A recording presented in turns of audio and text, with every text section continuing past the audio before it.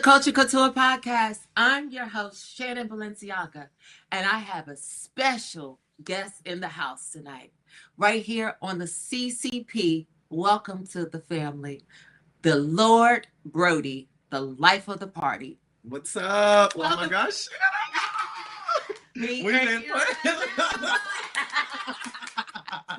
Baby, we're here giving y'all something special. Brody, the dust has settled, but please give us the dirt. All on Coachella. First off, it was like 10 out of 10. Amazing experience. I definitely am ready to go back. Wish I could go back this weekend. Want to go back next year. Oh. 10 out of 10. I would say if you're going to go, hydrate. Hydrate. I mean, you definitely, all the SPF you need, because baby, it's hot out there. And everybody's an influence. Everybody's somebody. And literally, the concerts, if you want to see your favorite person, you need to ram your way through. Because guess what? People are just going through, and people respect you more if you say, excuse me, and they'll let you right up to the front. But 10 out of 10, best experience of my life. I'll do it again. Do you see me going? I don't, but you never know. You might wow me.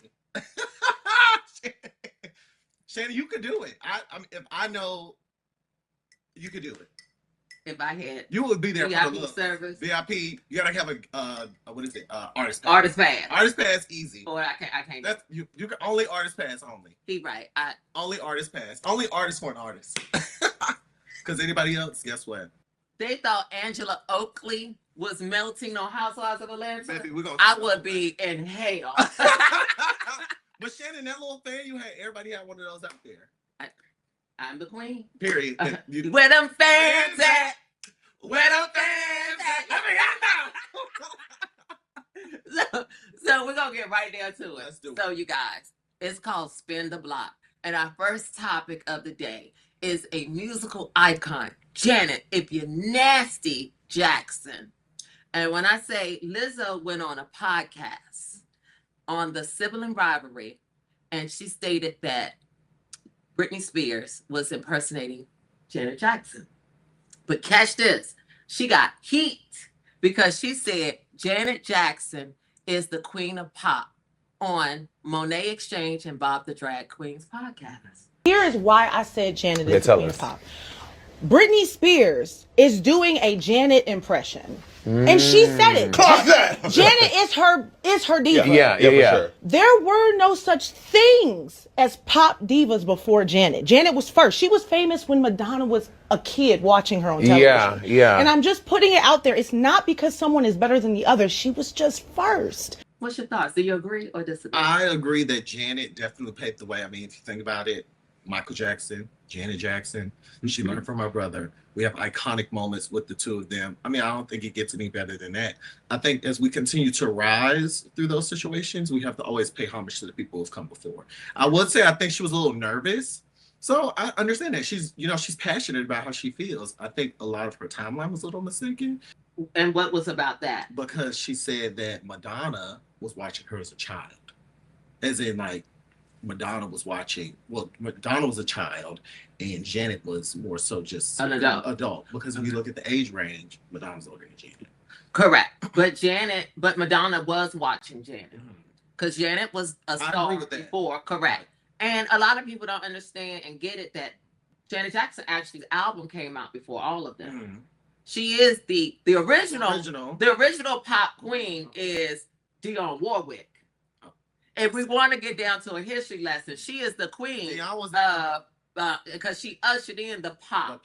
But Janet Jackson I agree with Lizzo. And I love Madonna. And I think there's room for both of them. Yeah. They both can be queens. But Janet Jackson is the queen. She's the first woman to get the highest record contract for any artist. Her and her brother Michael was going 1 and 2.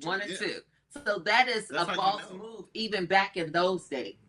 So we have to pay homage to our queen.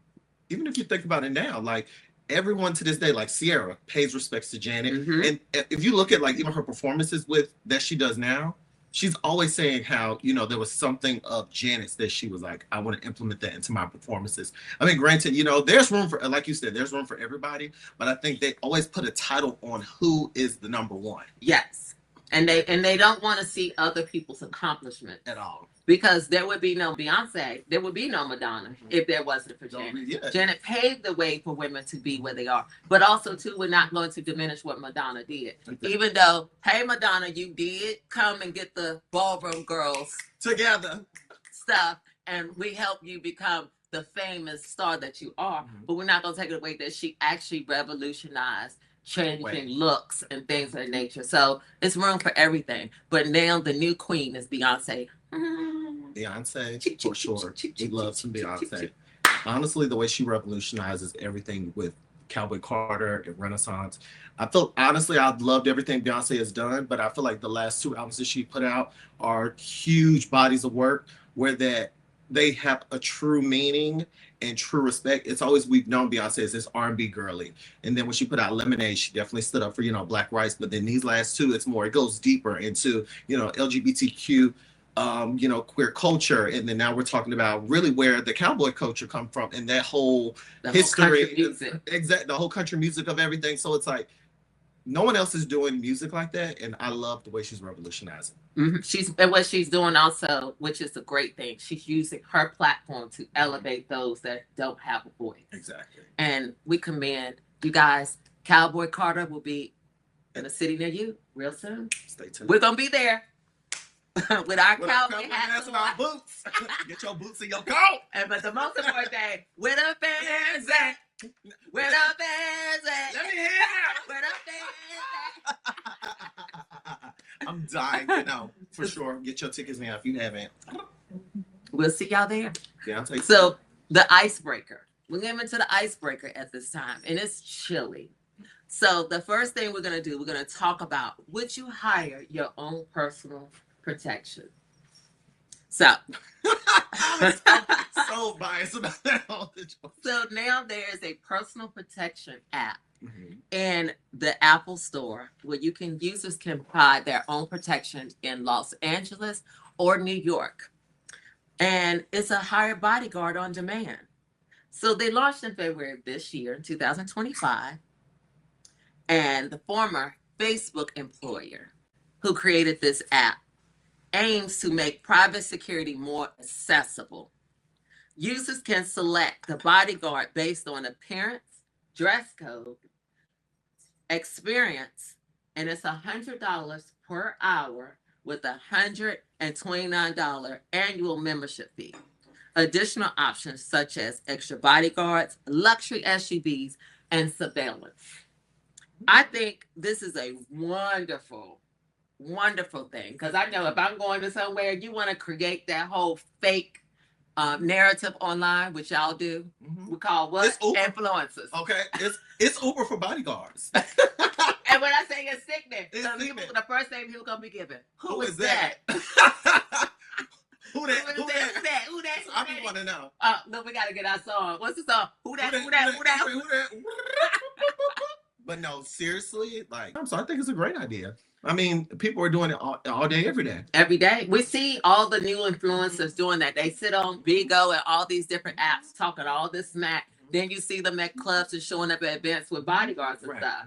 And it's like, hey, I be everywhere. But I have actually, once I went on a TV show and people started trying to book me, I turned down a lot of gigs in certain areas because I'll go research it before I sign a contract. And if it's not the most desirable area, I need a bodyguard. And I put that in my contract.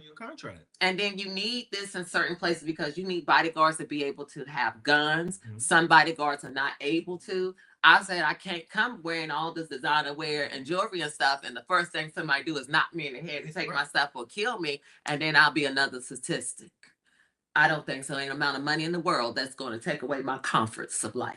I 150% agree. I feel like nowadays people are watching. And people always want to know what you're doing, what's going on around the world. And guess what? I tell people all the time, I don't mean I have the biggest amount of followers, but guess what? I know motherfuckers are watching. They watch. And they always see the clock. And then I'm like, actually, that's not real. Well, I won't say that, but I'll say something like, "I'm boutique in LA," or something like that. Because one, you're not about to have nobody jump on me. We live in Atlanta. We live in Atlanta. We live in Atlanta, and the first thing people do, they are watching all the designer stores. They watch you where you come, and they are following you. We've been doing this for years. So I'm all for it. When y'all come to Atlanta, please call me because we'd be happy to test it out and put it on our social media and tell the people and give y'all a rating. 5 stars? 5 stars. Okay. Let's do it. Right now. So the roundtable discussion today. We're going to kick off to something more fabulous. And I wish I could get a piece. Hold on, stay right there. Wait a minute. We're going to come right back. I'm always doing this. I'm always doing this. This is sponsored by Ann August Skincare. I don't know what your skin looking like, but if you use this, you can look like Shannon. So this roundtable discussion is about none other than our celebrity makeup artist superstars. Thank you so much, Pat. My makeup today is brought to you by Pat McGrath. You are done. I was literally getting into here. Everything. Here, 10 out of 10. Thank you so much. We love you, Pat. We love you. And so Pat has a new job. So excited. I don't know if you heard about it. Oh, I heard. I'm right there. She has been hired by LVMH as the new creative director of Louis Vuitton Cosmetics. The first to kick it off. So for their beauty line. It's exciting that Pat is sitting up here being the boss not only of her brand, but this global iconic brand to get their first cosmetic line off. What do you think? Personally, I'm super excited as an African-American woman to, first off, we are super excited about, Pharrell, but being that he's walking into these rooms and stating claims, saying, hey, this is who you need, and ushering her in. I feel like it just makes its claim that you can do anything. And honestly, You think Pharrell did that? I think they're very close. Okay, so let me give you a little history on Mother. Mother needs no Black person to get her through the door. Mother is that one. Pat McGrath, and let me tell y'all, come close. Pat McGrath is the #1 makeup artist in history. She's the #1 makeup artist in the fashion industry. Mama's been around for decades. I remember being a little girl. I have VHS tapes with Pat McGrath doing makeup at these same shows. A lot of people don't know Pat actually started a lot of these top designers. She was on the seats creating their makeup lines. She helped create Dolce & Gabbana and all these other lines. So this is nothing new. Well, I know. She's in herself as a phenomenal. And she's just a gem that we need to elevate more. Like, it's, even though she's from London and she's a part of that whole London, she is truly Black girl magic, Black woman magic, Black history. She is Madam C.J. Walker in the flesh of cosmetics. I agree. And it is phenomenal to see, and I can't wait to see what they do, because I know this going, because Dolce & Gabbana, when I say they've been slain, their fragrance bottles, their makeup bottles, so I can just only imagine. I know it's getting ready to break our bank. Oh, this is literally, it's about to take all the money. So LVMH, please call us. We would love to be a part of the debut and to seeing things. And I know there's a controversy going on with the makeup world right now because the formulations and things over in Italy, and that's going to be surprising to see if it's going to be made in Italy or France or whatever the case may be. So we're excited. Congratulations, Mother. Congratulations, Pat. And Met Gala is coming around in 2 weeks, so we're going to see exactly what they do for the makeup and stuff. Pat is coming. Stay tuned. So, guys, we're getting right down to it's the sinners.